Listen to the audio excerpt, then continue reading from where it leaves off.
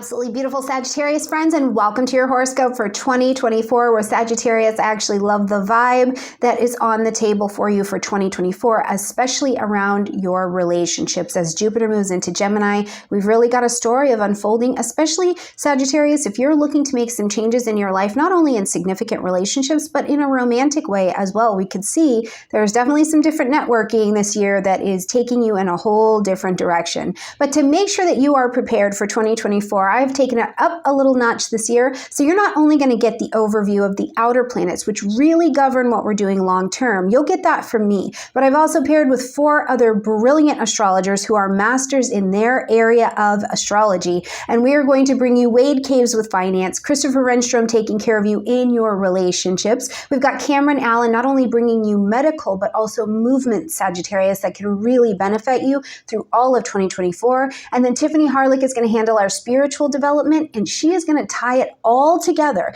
by breaking down every quarter for you, Sagittarius. So grab a pen, grab paper, add this video to your playlist so that you can listen to it more than once. Maybe listen to one section at a time. Do what you need to do to make sure you are really prepared for 2024. Now, also to make sure that your toolkit is nice and full, we want to make sure you get your digital transit calendar. Click in the description box down below. Our friends at Y Skies Collective have you hooked up so you can just see the transits coming right to your phone, know what's happening, give yourself a notice. Okay, I'm in 30 minutes, I need to rest because the moon will be void, of course. Whatever it is that helps you successfully navigate 2024, we're taking care of you, along with all of the contact information for every astrologer in this video in the description box down below. All right, Sagittarius, let's talk about what is going on this year. And let's just start with Jupiter. Let's start with the ruling planet because that is such good beans. So Jupiter is traveling through the vibration of Taurus right now, along with Uranus as well. So they have been not only shaking up your 6th house, so your health routine, your wellness, including mental health and wellness. Sagittarius, you're a mutable sign. So when a mutable sign is really experiencing and out of whackness, let's call it that, what can happen is it turns into anxiety or it turns into worry, and you are fire mutable, which this can create mental or anxiety inflammation. So Uranus has been changing the landscape of your health and your day-to-day routines. Now, in addition to that, many of you may have seen job changes or location changes in how your day-to-day routine was functioning with that Uranus in Taurus. But as Jupiter has been in Taurus, this has been this expansion of your daily routines, of what you're doing. You know, for some of you, I don't know if your waistlines did a little bit of expanding, or if it's more something where you're like, I really understood my health and my fitness and my wellness in a different way. I'm applying more wisdom. I'm learning more about what I need to function in a day-to-day way. I'm learning more. I've expanded my business out to how to function in a day-to-day way. And the 6th house is forever having to do with coworkers. So I'm so sure some of you had some real experience with those coworkers as you traveled through 2023, and 2024 will be no different, at least until we get to May.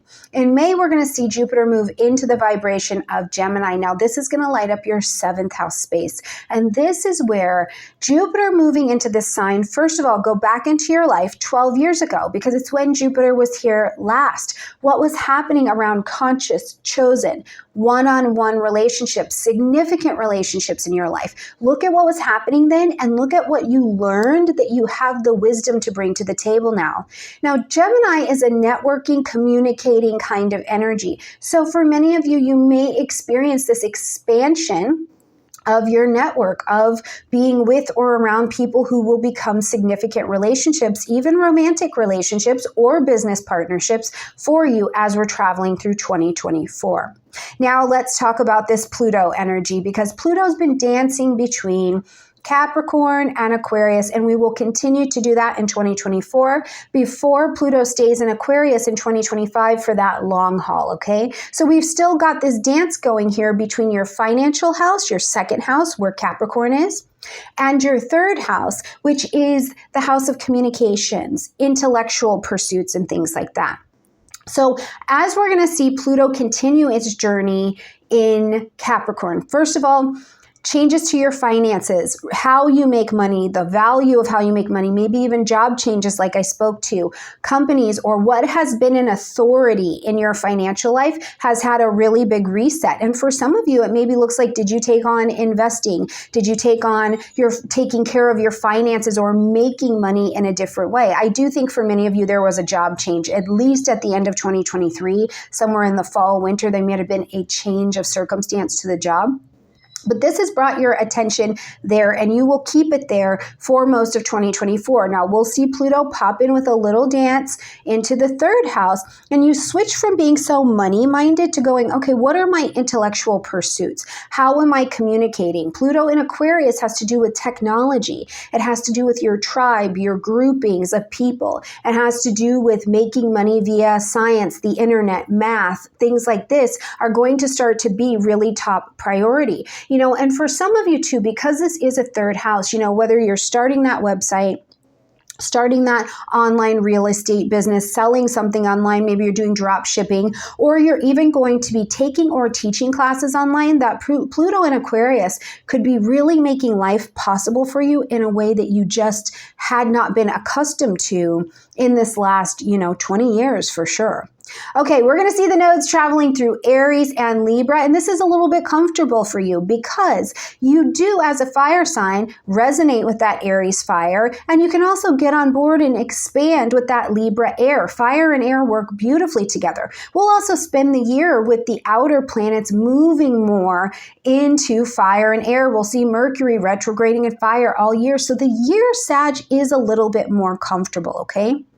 But as we're going to look at the Aries-Libra vibration, so the Aries North Node is pulling you forward into this fifth house.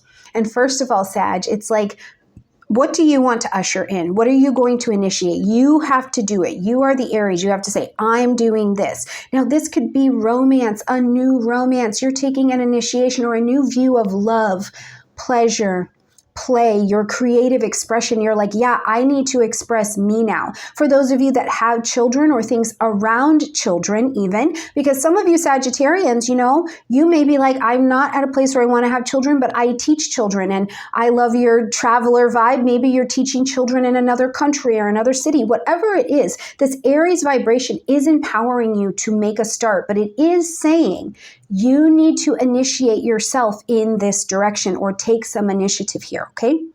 Now, Libra, on the other side, is in this 11th house space. So it's going to show you this year where some of what has been the we, this is how we do it, this has been my tribe, this has been my social network, this has been my idea about technology, is being removed, right? It's pulling out because your relation to that does not work anymore. So instead, you're looking for this place where you say, I tell the truth about what I want, who I am, what I'm finding out about myself.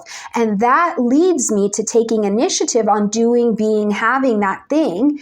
And then I'm able to lose the tribe, lose the group connection, the 11th house, the friendships even that don't belong, or to reset them. And in that way, the appropriate tribes, groups, and relation for my friendships becomes interdependent instead of polarized. So you're really going to be working that this year. So expect certainly some change in your technology and in that friendship group as well. Now, speaking of Aries, Libra, we've also got Mars going retrograde in other fire energy, Leo, as we get to the end of the year. And you do want to take note of this because when neither Venus or Mars goes retrograde, Sag, we feel it. We feel it because it is very close to us, okay? Now, Mars going retrograde in Leo for you is going to light up the 9th house base, publishing, marketing, broadcasting, my students, it's higher education, it's training, certifications, anything like that can be things involving the law for you. Certainly international travel, moves, and things like that. So I want you to go back into 2023. Between June and October, where Venus was retrograding in the vibration of Leo. So Venus set the stage for you to revalue this area of your life where you're like, what do I value? Where do I feel like my creative talents have needed to kind of be stomped out, or my dreams had to be stomped out? I couldn't do it. I couldn't take it on. And now when Venus was done, there was a healing brought to that. And you realize what you want. You realize what you value and how you're ready to move it forward. Some very Leo things are romance and finance. They really are, and also that self-expression.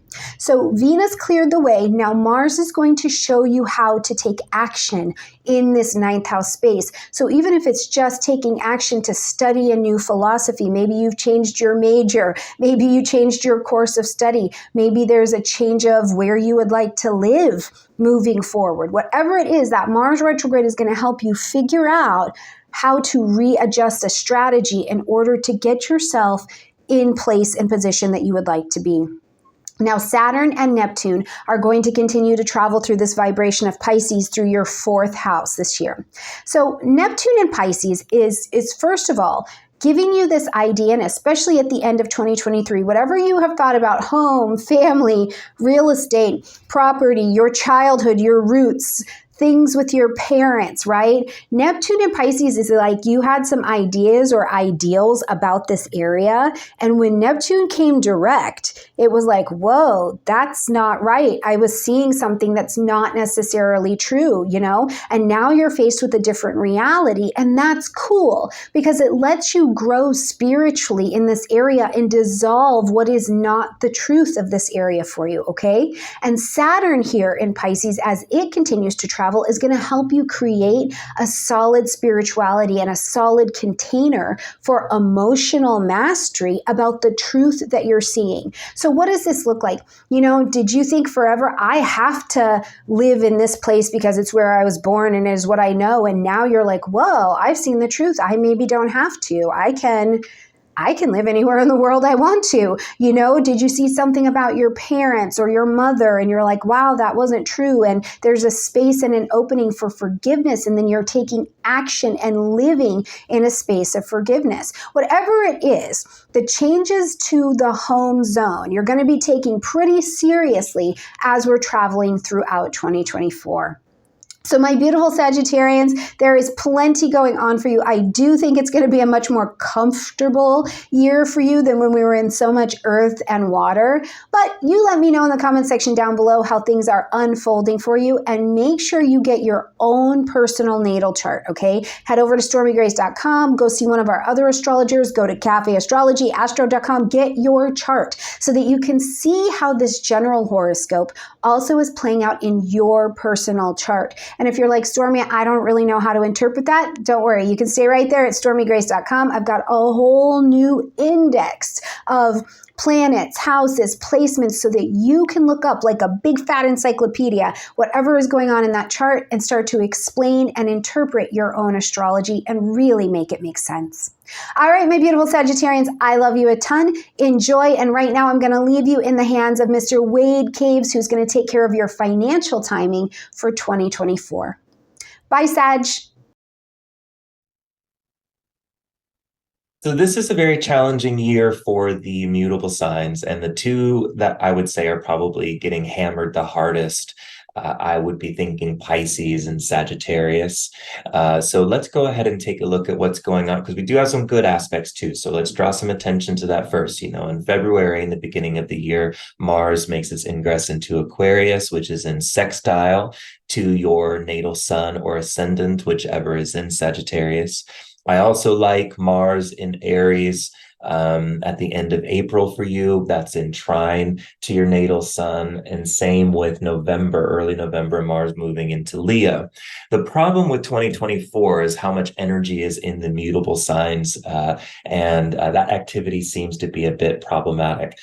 So this might not be the best year for, you know, constant revision. There might be periods where it's easier for you to make an early decision, but not something that you'd want to be continually amending throughout the year. So with March, Mars being in Pisces, that's in square to your natal sun or ascendant. And we have a conjunction between Mars and Saturn in Pisces in the middle of April. And that conjunction tends to stir up disappointments, frustrations, and financial loss. So probably not the right time to be making big moves. In June, Saturn turns retrograde in Pisces. So that retrograde signification is going to last until November. So you'll just want to be a bit mindful of the period between June and November that there's a tough retrograde that's going to be lighting up your chart. And Mars in Gemini, that ingress takes place in July. And when Mars enters Gemini, this opposes your natal sun sign or natal ascendant sign of Sagittarius. August is the tricky month. This is where things get a little bit tough. We've got Mars and Jupiter in conjunction in Gemini. That aspect is actually normally a favorable one. It's just that it's happening in the sign opposite to your own. And very quickly after that conjunction, both Mars and Jupiter head into a square with Saturn in Pisces, and Saturn will be retrograde at this time. So that seems to be a tricky period, and August might be a month to completely avoid. Jupiter turns retrograde in October, and then Mercury turns retrograde in late November. And it happens to be that these two retrogrades will be in signs that will really stir up some change and development for Sagittarius. It's typically not the kind of signature that you want to be planting seeds financially. When you have this retrograde in Gemini opposite Sag, or you've got Mercury retrograde in the middle of Sagittarius. And then in December, around the winter holidays, there's a Jupiter-Saturn square. Saturn will be direct now, but Jupiter's retrograde. So this square, it's kind of a brutal one. So you'll just want to make sure to avoid making any big financial decisions around this period. Although, if you want to travel around this period, it's probably fine. You just want to make sure you're buying your tickets early and outside of the windows that we've identified here. Sagittarius, the big news for you in 2024 is your ruling planet Jupiter entering the zodiac sign of Gemini on May 25th. Gemini, as you know, is your opposite sign, and many astrologers regard it as your partner sign. Certainly, Gemini plays a role in relationships, and your ruling planet Jupiter moving through the zodiac sign of Gemini talks about big developments ahead in relationships.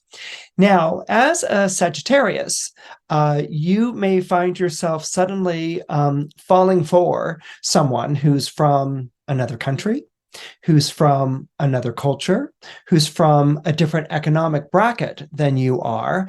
And your first reaction or your first impulse is going to be to leave everything that you have to go running after this person. Okay, so it's kind of familiar in that you've had infatuations before.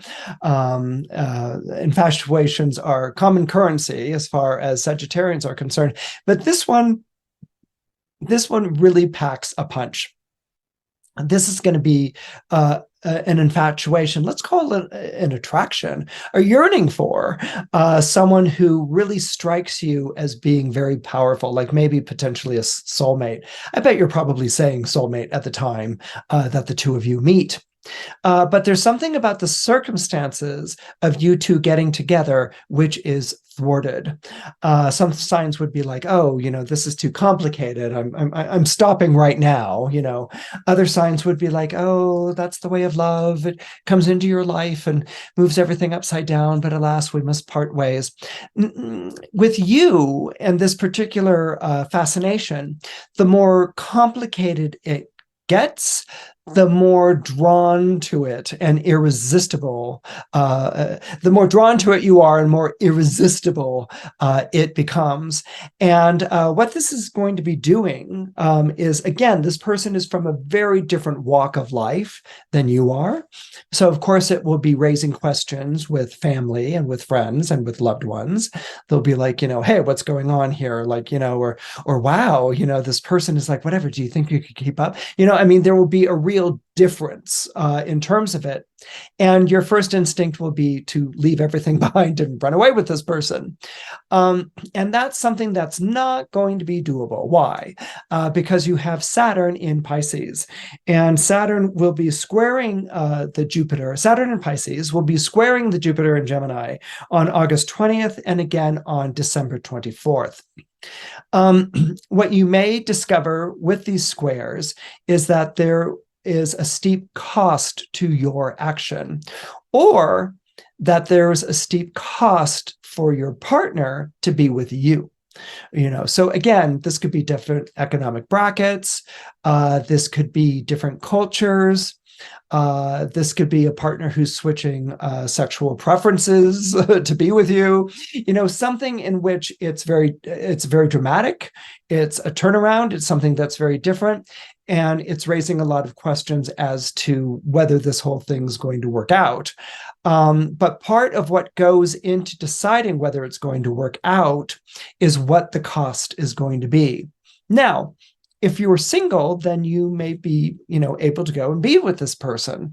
But the Saturn in Pisces might introduce that the person is not single, and so isn't available to go and be with you, even though you both are having this very strong feeling of attraction and wanting to be with one another.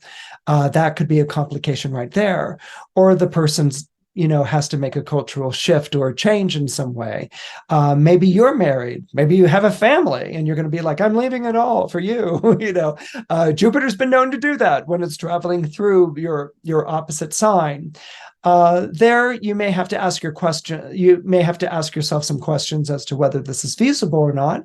Or being a Sagittarius, and with Jupiter being so powerful going through Gemini, you may ask for a timeout in your marriage or in your relationship, so that you can go and figure out what's going on with you.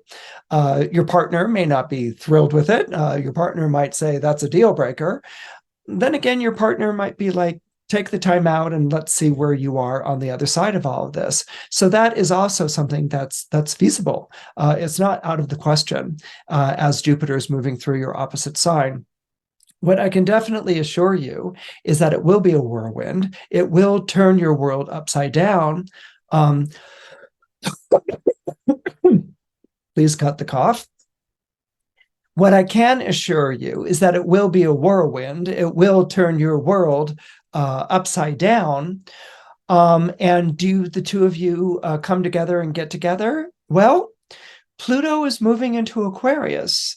Next year, we have both Neptune moving into Aries, and we have Uranus moving into Gemini. That's in 2025. So I'm talking about your 2024. So when I said next year, in 2025, you have Neptune moving into Aries and Uranus moving into Gemini.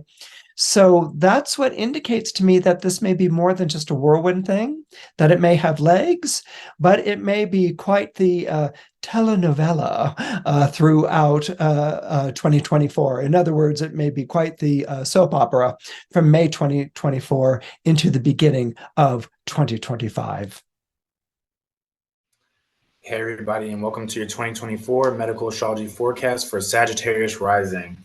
Now, I just want to be mindful while I start that I myself am a Sagittarius rising, so just be mindful when I'm speaking here. I'm speaking on things that I've already looked at pretty thoroughly in my own chart, so I'm going to try to break it down and keep it as simple as possible. So the first thing that we need to be mindful of is coming into this year, we already have Jupiter, which is our ruling planet, in our 6th house, and so this automatically is saying something about the need for us to make sure that we're making adjustments to our health. Sagittarius, we have a tendency towards overindulgence already to begin with, and we can have a difficulty with assimilation of fats, oils, heavy and rich foods, and you put that in the sign of Taurus and it slows things down even more. So you want to really be able to assist your metabolic fire throughout this time period. It leaves May 26th, Jupiter leaves Taurus May 26th and goes into Gemini, which that's a whole nother thing that we'll talk about here in a second. But what I'm going to say about that is from now until May 26th, for me, and this is my invitation to bring you into this process, I've been making sure that I focus on teas that help with metabolism, just making sure our metabolic processes are working and functioning properly, because we do have a tendency to slow down the process of assimilation at times, especially because we can also be overdo things a little bit. So just be mindful of that. And also when Jupiter does leave Taurus May 26th, it goes into Gemini, which is the sign of its considered to be its detriment. So it doesn't have as many resources as it usually would like to have. And specifically, it's going into the 7th house of relationships. So just be mindful how relationships are influencing your health overall as a whole as well. There's two other times I was looking at that are prominent for me, as far as like looking at when something might go on with health. And so that's like between March 22nd and April 29th, because Mars, the planet that rules our 12th house of mental health, is going to be in the sign of Pisces. And that also is co-ruled by our ruling planet. So it has a point of special emphasis there. And so during that time, Mars is going to be meeting up with Saturn, and it's also going to be meeting up with Neptune. So just being really, really, really, really, really, really, really, really, really, really, really dialed into what's going on in my home environment and how is that influencing or affecting my mental health and my health overall in general. Also, something here about the ancestors might be coming up. So if you do have something that has to do with your ancestors, that has to do with your health, you might want to pay attention to that as well. The next time that is actually the most emphasized point from my perspective is September 23rd to October 17th. And the reason why this is the case is because we have a constellation of things happening also while there's eclipses happening. So there's an eclipse on October the 2nd, and there's an eclipse on October the 17th. And so we want to be mindful of those things, but also when this is happening, the ruler of our sixth house, Venus, will be in Scorpio. The ruler of our 12th house, Mars, will be in Cancer. And these are places where they tend to have a tendency to have a difficulty. And we already know, starting since May 26th, that Jupiter is going to be in Gemini. So we have Jupiter that rules our first house. We have Venus that rules our sixth house. We have Mars that rules our 12th house. And these are three of the major houses of health. Well, also, an eclipse is going to be happening. And so the moon is going to be having some struggles as well because of the eclipse. And that rules our 8th house. So all four houses of health have the potential to be influenced during this time between September 23rd and October 17th. Now, what I really advise here is like to get a reading, to be really, really specific, if you are going through something that is a health crisis during this time. However, for me, I always like to go back to my favorite practice as a Sagittarius rising when it comes to really feeling into the essence of who am I and the strength and potency I can have and provide myself as a Sagittarius rising. And this is the archer's pose. As you can see here, I actually have a bow and arrow, so it's actually helpful for me to practice this posture too. But with the archer's pose, you just get down into like a lunge-like position, and then you come here, and then you lunge, and lunge, and lunge, and lunge. And then essentially you would just do the same thing on the other side. Lunge, lunge. Now this is too low. You can come up higher and just kind of lunge, lunge. And if that's not high enough for you, you can also be down here. Lunge, lunge, lunge.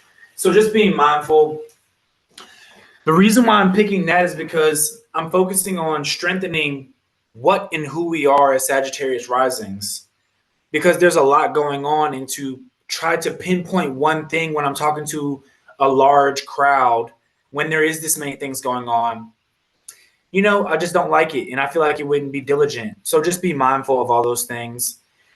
Also, go out in nature.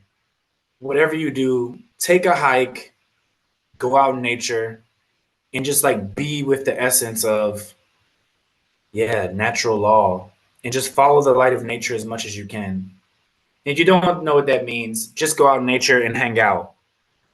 So that's what I would be saying for Sagittarius rising for 2024 from a medical astrology perspective. And as always, if you need something more particular, just feel free to reach out and let me know. Cool. Stay blessed, dear ones.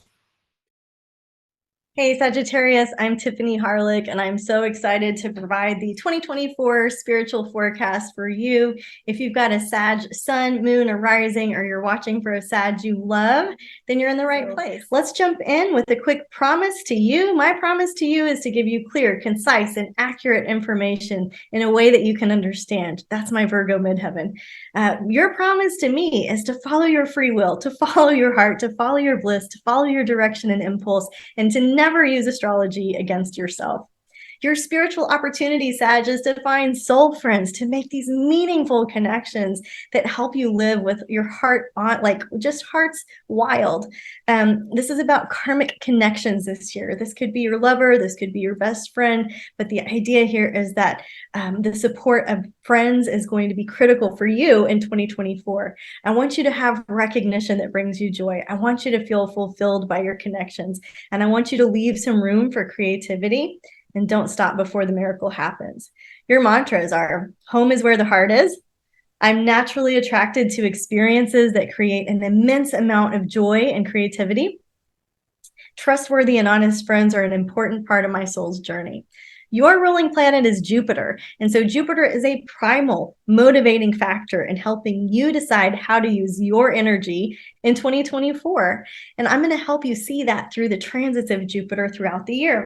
How to rise to the occasion of your inner Jupiter. What ideas, what philosophies, what belief systems that you were conditioned to believe will you stop using against yourself and others? The idea of soul friends, let's break it down into each quarter. The first quarter is about cosmic collaboration. The second one is about your psychic nature. The third one is about answering a calling. And the fourth one is about your mission. So these collaborations that we're talking about in January, it's a 9 month, which has to do with integration, assimilation, digestion, something coming together. I want you to look for the wins because Jupiter is positively aspected all over the place in January. There will be opportunities. You don't have to take them all. You just have to look for the wins and say, this is an abundant life. This is an abundant universe. In February, the numerology shifts to a 1. This is where we're more focused. We can be hyper-focused and we can get into analysis paralysis and even alienate ourselves. So I want you to be aware of this energy and be okay with some cosmic delays. Jupiter is squared by Mercury, Venus, and Mars in February. And so these cosmic delays are blessings in disguises. Maybe you're dodging some bullets. Just know that, sometimes enough is enough, and you just have to say, I'm here to enjoy the ride. I'm not going to try to control it. In March, this is a 2 in the numerology. This is about relationships and the sacred reunification of our own soul. This is a relationship we have with the physical and the spiritual, with the natural and the supernatural, with the self and the higher power. This is about co-creation. So if you have alienated yourself, this is an opportunity to ask for help, ask for support, decide what you want to collaborate, who you want to collaborate with, what you want to create. And are you inviting spirit in, or are you just on Tiffany Island, right? The Sun and Venus sextile Jupiter. This is big magic, open doors, opportunities, flow, grace, ability to connect with the pilgrimage of your heart. The March eclipse will fall in your 11th house of friends and alliances and the future, in the sign of Libra, relationships. This is a reunification of yourself, your inner child. The 5th and 11th house axis work hand in hand, and here are some support themes. I invite you to grab a screenshot of this and then journal back through it when the time is right. So this is also my personal relationship inventory. I didn't write this, but it's what I use. When I'm upset, bothered by something out there, I know that I'm actually bothered by something in here and that I need to do some self-discovery to understand my motivations. And these are the questions I ask myself. So if something is bumpy with other people, with your network, with your friends, if something just doesn't feel like good mojo, it's time to check in with yourself, right? And you can go through these questions. You can ask a trusted friend for some feedback. See if you accidentally left something out. Sleep on it, pray about it, meditate, wake up, get some new ideas. Ask your higher power to really remove these character defects from you so that you can see the whole before you step in it again, right? And then you can start to be more aware and really hold on to your own energy instead of spilling it out everywhere. if that's not you, and that's all those other Sagittarius out there that need that support on a more regular basis, you can check in with yourself and know, like, and your friends or your partners, anybody you're in relationship, and ask each other what went well, what's working for us, where can we improve, where have we been of service to each other. I would love for you to create a new playlist, do some creative music, put something on in the morning that helps inspire a devotional mood, something that helps you be like, yeah, I'm in service to something greater here than just my desires and goals and what I want. In terms of stewardship, I want you to find a volunteer opportunity this quarter.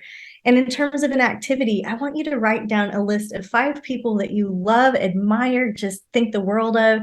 You can know them, not know them. They can be dead or alive, but these are people that you just think are the world of. And I want you to write down why you think that. What are their core qualities or essences or attributes that are attractive to you? And these core qualities are your core values. And I want you to leave those where you can see them and ask yourself what you want to embody from that this year. A suggestion to read is The Power of 8 by Lynn McTaggart. In your second quarter, I want you to work on developing your psychic gifts. It's a very auspicious time to do this. April is one of the biggest months in astrology. There's a Mercury retrograde cycle and an eclipse that will be seen by all of North America that's happening in your 5th house. So that 5th and 11th house axis is really activated. Jupiter and Uranus are in conjunction to each other in your 6th house. So there's a health reset going on. This supernatural connection that you have between the body and the supernatural, the physical and the spiritual. There's a positive spin going on here. Mars is sextile Jupiter. This is all positive, working in your favor. Big financial windfalls, big things can happen quickly. Things can turn on a dime. Jupiter expands and Uranus makes it happen fast. And in May, this is a 4 energy where we need to be kind of like the surfer, where we have to be still, even though there's things changing around us. I know that your psychic abilities are really enhanced with your Jupiter placement here. And I want to recommend that you stick with one teacher for about a year. So there are many people to choose from, but choose somebody that you feel like has really got the vibe that you're wanting, if they have what you want, so to speak. And stick with them, because you can distract yourself. And I want you to get the foundations and work with them in a way that increases. I want you to practice the scales if you're learning piano. Same thing with spiritual development. Just stick with the basics for a while as your gifts unfold. It's about doing spiritual push-ups to increase your psychic nature. In June, we have a 5 energy, which we feel spread too thin. So be aware of overcommitting in June, and know that this Jupiter trine Pluto is a very juicy transit to work with. As above, so below. As you think, so shall you be. And because of this 6th house activation going on, I want you to create your own spiritual healers list. For me, this is something that is more robust. You can pick and choose what you like, but write down some practitioners or counselors. Write down some wellness spaces like studios or nature trails, or something that you want to explore this year. Write down your home remedies kit, things like your homeopathics or the go-to remedies that you use in your home for your own wellness. And let this be top of mind as the year unfolds. For your self-development, an easy thing to access with your meditation is to go back to the breath. There is the James Nestor book on breath. There is the Wim Hof methods. One of the breath work books I like is called Science of Breath. And the box breath is a simple one that you can use. You just start, you inhale for 4 counts. You pause at the top for 4 counts. You exhale for 4 counts, and you pause at the bottom for 4 counts. And you can use this anytime you need to recenter yourself. Just give yourself 10 of those and see what changes. Your stewardship is to your physical health, right? Your stewardship is to your own body. Is your body your temple? What is behind the body? How are you taking care of it? And your spiritual healers list will help you know a menu of services that you want to check in and use this year. And an activity is, what is your niche, right? In terms of your career pivot, answering a new calling, something changing, stirring up for you. Mine is astrology and beekeeping. So where can I have these 2 niches come together and have a Venn diagram and see something that I can uniquely bring to the world? Book recommendation is Becoming Supernatural by Dr. Joe Dispenza. I recommend the audio version because I like to listen to the meditations while I'm walking. In Q3, Sagittarius, you're going to be answering a new calling. There's some kind of career pivot going on for you. In July, we see the 6 energy of nesting and relaxing and feeling everything is taken care of and supported, and you can actually have this deep soul rest going on. There's more opportunity than not in July. And in August, as Mercury retrograde goes through your career house, it's also in this, when your 10th house is activated, your 4th house is activated, and that means your 7th and 1st house is activated. So as you start to shift one area of life, all of the areas of life start to shift and everything comes up for reconsideration. This is a good time to listen, to pause, not to make big, huge decisions, but to see what is in your awareness, that see what is wanting to change, right? There is this energy boost that's happening. So take advantage of the wave that's coming for you in August. Now, Jupiter squares Saturn, and you're going to be highly aware of what you want to do versus what you have to do, your responsibilities and duties versus your big dreams. And these are in a challenging position, so we're all experiencing some growing pains, and this will occur again in December. Now, in September, this moves into an 8 energy. This is going to be a reminder that energy cannot be created or destroyed. This is a month where you could really tap into some studying your ancestry, studying your lineage, working with your wise elders. This eclipse goes into your 4th house, your home and family, your roots and your refuge. This is a sacred reunification with your lineage. What beautiful gifts did your ancestors give to you? What have you inherited that's going well? What positive things are you seeing? Here are some support themes for you to play with. And then I'm asking everybody to go into the Ho'oponopono prayer. Man, if we all did this, if every sign just did this, what a cool vibration we could offer as astrology enthusiasts and students out there to the world. The Ho'oponopono prayer is very simple. You direct it inward at yourself. I'm sorry. Please forgive me. Thank you. I love you. I want you to read the research and history behind this prayer. It's beautiful. Your stewardship is an obligation to your own interior design. Whether you are interior designing your house or your soul or your heart, there's something on the interior level that needs your attention, that needs your great care and stewardship. And your activity has to do with researching your ancestry and writing a letter to your ancestors, thanking them for what they brought forward for you to be able to experience this precious human life. Now, if your body is talking to you and you don't have an understanding of what's happening or why, or the solutions are evading you, I want you to check out Metaphysical Anatomy by Yvette Rose.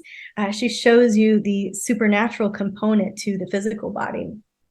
All right, Sag, your 4th quarter is all about your mission. And on October, this is a repeat of the numerology from January. Things are coming together. Things are coming full circle. So for you, this is this is October 2nd in your 11th house. So that 11th and 5th house axis of the inner child, of the creative one, of the one that wants to have fun in this human life, and of the audience, the network, the friends, right? Your soul friends continue to show up for you in ways that expand your life beyond your wildest dreams.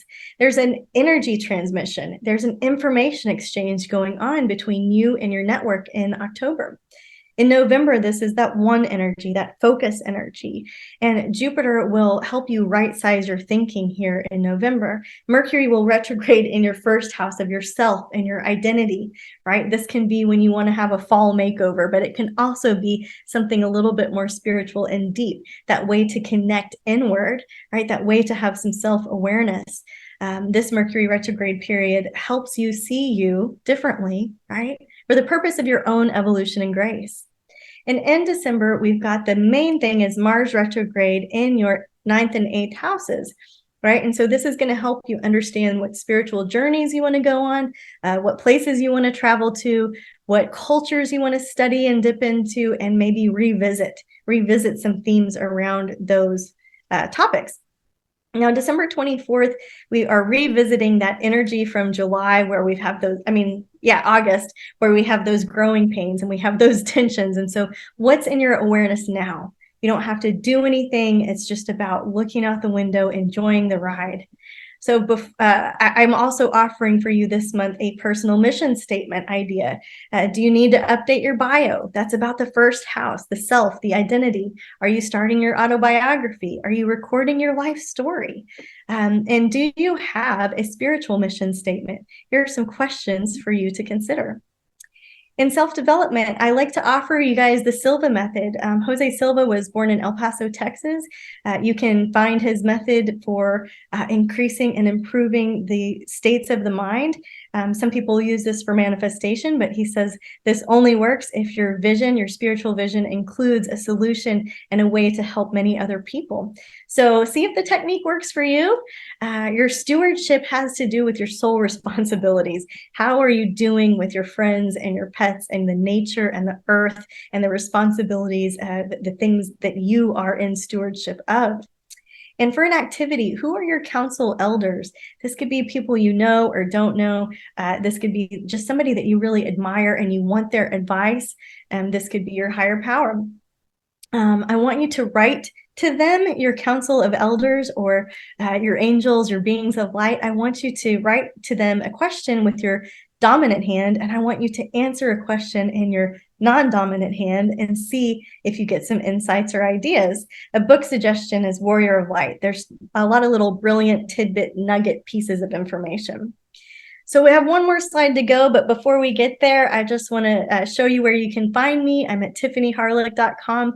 I have some articles, resources for you. I do one-on-one sessions and retreats.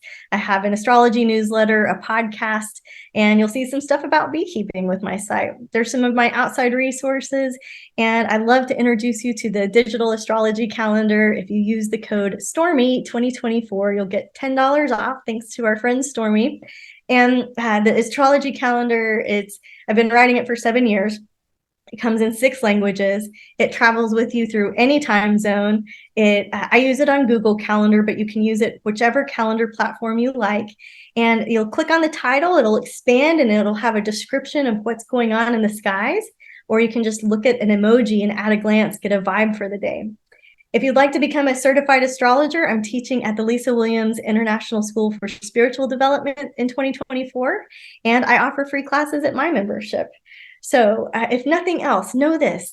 We're here for a good time, not a long time. This is a journey to enjoy.